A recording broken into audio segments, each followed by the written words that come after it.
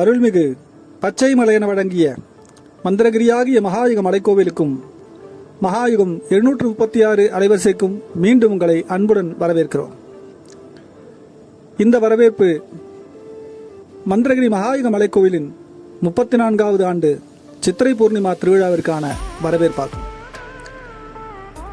வருகின்ற 23/4/2024 செவ்வாய்க்கிழமையன்று மந்திரகிரி மகாயுக காளி அன்னை அவள் நமது திருமலையிலே குடிகொண்டிருந்து அருளாட்சி வழங்கத் தொடங்கி சுமார் 50 ஆண்டுகளை கடந்துவிட்ட நிலையிலும் எங்களுடைய முன்னோர்களும் ஸ்ரீ குரு சிவச்சந்திர சுவாமிஜி, ஸ்ரீ குருமாதா சகுந்தலாதேவி ஆகிய ஸ்தாபகர்களாலும் எங்களுக்கு அறிவுறுத்தப்பட்ட அற்புதமான பூஜையாக இந்த சித்திரை பூர்ணிமா திருவிழா இருக்கின்றது. சித்திரை மாதத்தை வசந்த காலத்தின் தொடக்க காலம் என்று கூறுவார்கள். இந்த ஒளிப்பதிவை செய்து கொண்டிருக்கக்கூடிய நாளும் இதில் நீங்கள் பார்க்கக்கூடிய அலங்கார விசேஷங்களும் தமிழ் புத்தாண்டு குரோதி வருஷ சிறப்பு பூஜைக்கான அலங்கார காட்சிகளாகும். இயற்கைக்கு இந்த கடுமையான வெயிலை எப்படித்தான் பிடித்திருக்கின்றதோ, கோடைக்காலம் தொடங்குகின்றது என்றாலே நம்மில் பல பேருக்கும், பொதுவாக வெளியில் சென்று உழைத்து வரக்கூடியவர்களுக்கு, வயதானவர்களுக்கு, சிறு குழந்தைகளுக்கு என்று இல்லாமல் அனைவருக்குமே சற்று அவதியான ஒரு காலம்தான். இந்த தினத்திலே மந்திரமலை மீது சூரிய பகவானின் மகளாயிருக்கக்கூடிய அன்னை காமந்திகாதேவிக்கு பூஜை செய்வதென்பது இன்னும் சற்று கூடுதலான கடினமான காரியம்தான் போடும். சூரிய தேவனை தூரத்திலிருந்து தரிசிக்கின்ற நம்மாலேயே அவருடைய வெப்பத்தை தாங்கிக் கொள்ள இயலாத பொழுது அவரது திருமடியிலே அமர்ந்திருந்து சகல தெய்வங்களுக்கும் சகல உலகங்களுக்கும் அருளாசி வழங்கியவளாகிய அன்னை காமந்திகாதேவிக்கு எத்தனை உஷ்ணமாக இருக்கும் என்று நாங்கள் எண்ணுவதோன்று. அவள் தீக்கு பிறந்த தீப்பிழம்பல்லவா, அவளுக்கு உஷ்ணம் என்பது ஒரு பொருட்டே இல்லை.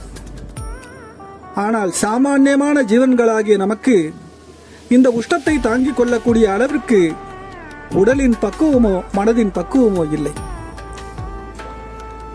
உச்சியிலின்று காயக்கூடிய உதயவனாகிய சூரிய தேவனின் அந்த வெப்பம் எத்தனையோ மரங்களுக்கு புஷ்பிக்கக்கூடிய கனிவர்க்கங்களை வழங்கக்கூடிய தன்மையினை கொடுக்கின்றது.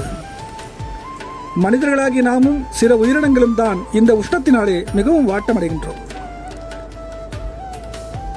இந்த உஷ்ணம் மாறிவிடும். பருவங்கள் ஒவ்வொன்றும் மாறிக்கொண்டே இருக்க உலகம் பற்பல அலங்கார தோற்றங்களை நமக்கு காட்டுகின்றது. வசந்த காலமாக, காற்று காலமாக, கார்காலமாக, மழை காலமாக, குளிர்காலமாக, இவ்வாறாக இந்த பூமி காட்டக்கூடிய அதிசயங்கள் பலவிதம். உலகத்திற்கு ஒளி தரக்கூடிய சூரிய நாராயணன் தான் ஜீவாதிபதி அல்லது உயிர்காரகன், ஆத்மகாரகன் என்றெல்லாம் சொல்லுகிறார்கள். அந்த ஆத்மாவுக்கு ஆத்மாவாக விளங்கக்கூடியவளே நமது அன்னை மகாயுக காளி காமந்திகாதேவி. ஆத்மாவினை நாம் அறிய முடியாமல் செய்வது எவை? மும்மலங்கள் என்று பெரியவர்கள் கூறுகின்றார்கள். மனதில் இருக்கக்கூடிய களங்கங்கள், நமது எண்ணத்தின் பிசகான வழிகாட்டுதலால் நாம் செய்யக்கூடிய செயல்கள், நமக்கும் பிற உயிர்களுக்கும் நாம் காட்டிக்கொள்ளக்கூடிய தவறான வழிமுறைகள், இவைகளால் உலகம் மொத்தமே துன்பத்திற்கு ஆளாக நேரிடுகின்றது. கடுமையான கோடை வெப்பத்திலே, பாலைவனத்திலே ஒரு சிறு புழு என்ன செய்யும்? அதுபோல்தான் இன்று பல மக்களும் உள்ளத்துக்குள்ளே புழுங்கிக் கொண்டிருக்கிறார்கள். இந்த துஷ்ட அக்னியானது நம்மை விட்டு குறைந்து தூய வெளிச்சம் என்கின்ற அக்னி நமது இதயத்தை ஊடுருவி பாய வேண்டும். அதை வழங்கக்கூடியவள் தான் அன்னை காமந்திகாதேவி. தவஸ்வரூபிணியாக மூலஸ்தானத்திலே தன் தமையனான கஜசியம்பு மூர்த்தியாகிய கணபதியின் மேல் வீற்றிருந்து கொண்டு அவசியப்படுகின்ற பொழுது ஆகாய மார்க்கத்திலே பறப்பதற்காக தனது பரம தகப்பனாகிய மகாவிஷ்ணுவையே கருட வாகனமாக கொண்டு அஞ்சலென்று நம்மை நோக்கி அபயம் தர பறந்து வருகிறாள் அவள். சகல உலகங்களுக்கும் இருள், நிழல் என்னும் 2 ஆற்றல்களை கொடுத்து சாந்தப்படுத்துபவளும், பூவுலக வாழ்க்கையிலே ஜீவன்கள் பிசகாமல் தங்களை ஒருவாறாக உணர்ந்து கொண்டு வாழ்வதற்கும் மாயா சக்தியாகவும் செயல்படக்கூடிய அவள்தான் சத்ஸ்வரூபமாக, உண்மையின் ஜீவிதமாக விளங்கக்கூடிய மகாயுக காளி காமந்தேயா தேவியாக, தபக்காளியாகவும் விளங்குகின்றாள்.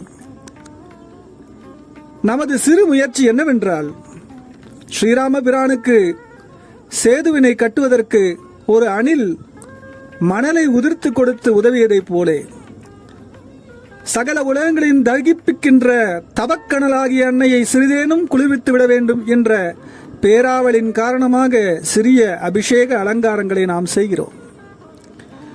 அந்த அபிஷேக அலங்காரங்களுக்கான பங்களிப்புகளை செய்யுமாறு உங்களையும் தூண்டுகிறோம், அழைக்கிறோம். அந்த ஒரு தினத்திலே அன்னைக்கு பூஜை துவங்கி எத்தனை மணிக்கு இரவிலே நிறைவுறும் என்றது எங்களாலேயே கூற முடியாத ஒன்று, அன்னை மட்டுமே அறிந்த ஒன்று.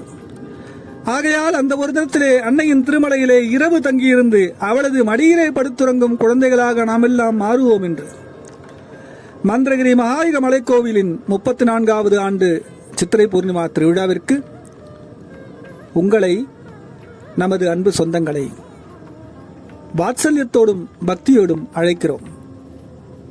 வாருங்கள், உங்களுக்கு தேவையான குடிநீர், தேவையான சில பொருட்களையும் பூஜை பொருட்களையும் கொண்டு வந்து அன்னையின் பூஜையினை கண்ணாரக் கண்டு அந்த பூஜைக்கு உங்களால் என்ற உதவிகளை தாராளமாக செய்து அன்னையின் திருவருள் பெற்று கோடையையும் உள்ளத்தின் கேடுகளையும் எதிர்த்து நிற்கும் வல்லமையை பெற வேண்டும் என்று வணங்குவோம்.